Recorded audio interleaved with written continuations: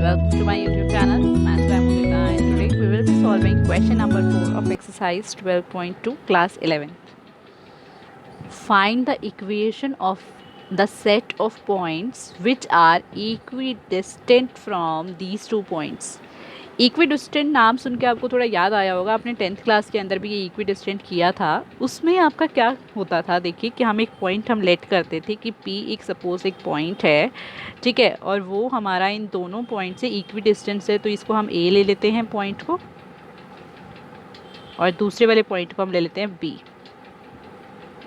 Equidistant means होता था कि भाई इन दोनों का जो डिस्टेंस है वो क्या होगा, आपका इक्वल होगा। इट मीन्स आप P A is equals to में क्या करेंगे, पी बी करेंगे, ठीक है। तो इसमें आप एक चीज़ मैं आपको और बता देती हूँ, जब आपका पी ए और पी बी इक्वल है, इट मीन्स इनके स्क्वायर भी क्या होंगे, इक्वल ही होंगे।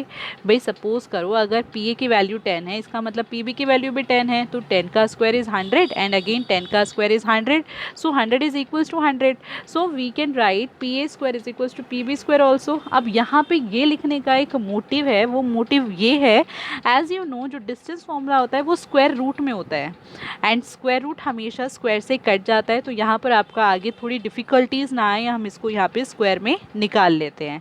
तो सबसे पहले तो ये वर्ड समझ लीजिए, इक्वी डिस्टेंस मतलब इक्वल डिस्टेंस पर है, कि कोई एक पॉइंट है P जो कि इन दोनों से इक्वल डिस्टेंस पर है, मतलब पी ए का distance is equals to P B का डिस्टेंस।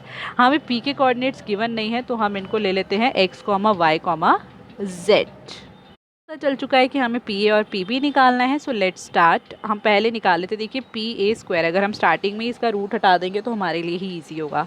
तो वी नो दैट पी के जो पॉइंट्स हैं वो हैं x, y, z, एंड ए के जो पॉइंट्स हैं वो हैं हमारे 1, 2, 3, क्योंकि मैंने देखिए ए माना है और इसको बी माना है। So as we know this is x1, y1, z1, x2, y2 and z2। So let's write the values in the formula. Formula is x2 minus x1 square. x2 is 1 minus x1 square plus y2 minus y1 square plus z2 minus z1 square, right? ये तो identity है ना। आप देखिए, हाँ इसका square करना था, तो पहले हम यहाँ पर क्या कर लेते हैं, इसका स्क्वायर कर लेते हैं। अभी मैंने ये वाला भी रूट लिख दिया, तो यहाँ पर भी इसका स्क्वायर ही लिख देंगे। तो देखिए 1 minus x square means a minus b whole square की identity. A minus b whole square की आइडेंटिटी होती है a square minus 2ab plus B square.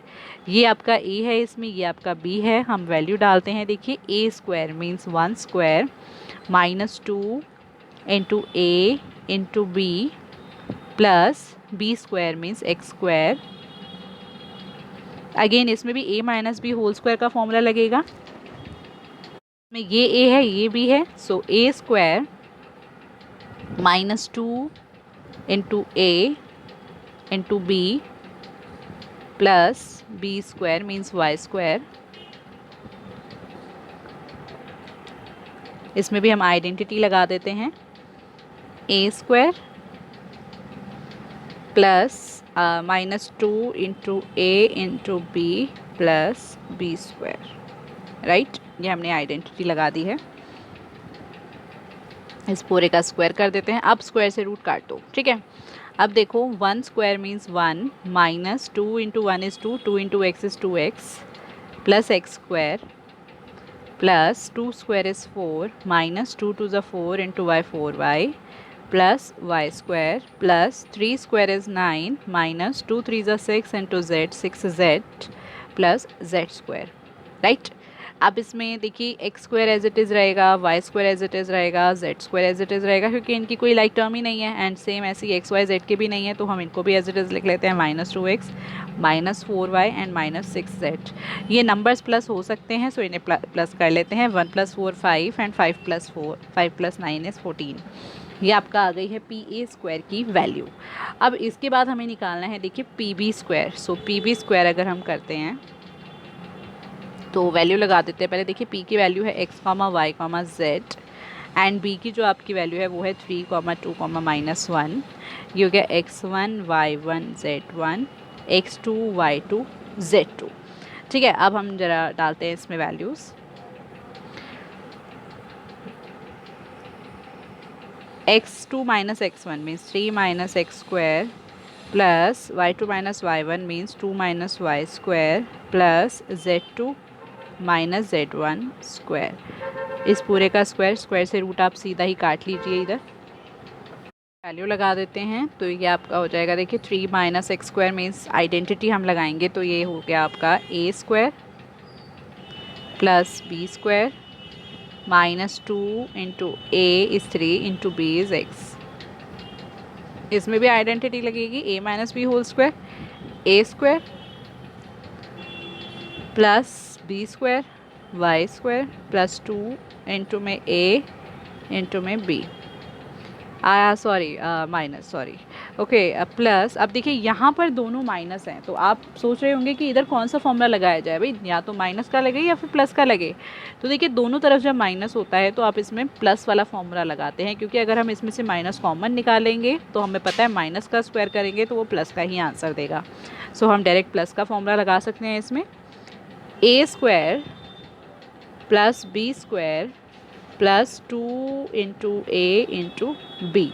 Okay, ये आपकी इसको आंसर आ गया है इसका। अब हम इसके आगे इसको सॉल्व करते हैं। तो देखिए पी बी स्क्वायर की वैल्यूज़ जो आपकी आई थी वो थी 3 square plus x square minus 2 into 3 into x. अब हम इनको ना सॉल्व करते हैं तो देखिए 3 स्क्वायर आपका हो गया है 9 प्लस एक्स स्क्वायर माइनस 2 3 ज़ा 6 इंटू एक्स 6x प्लस, अब ये देखिए यहाँ पर है आपका 2 square is 4 plus Y square is Y square minus 2 2 ज़ा 4 into Y is 4y plus Z square plus 1 का स्क्वायर आपका 1 ही होता है plus 2 into 1 is 2, 2 into Z is 2z।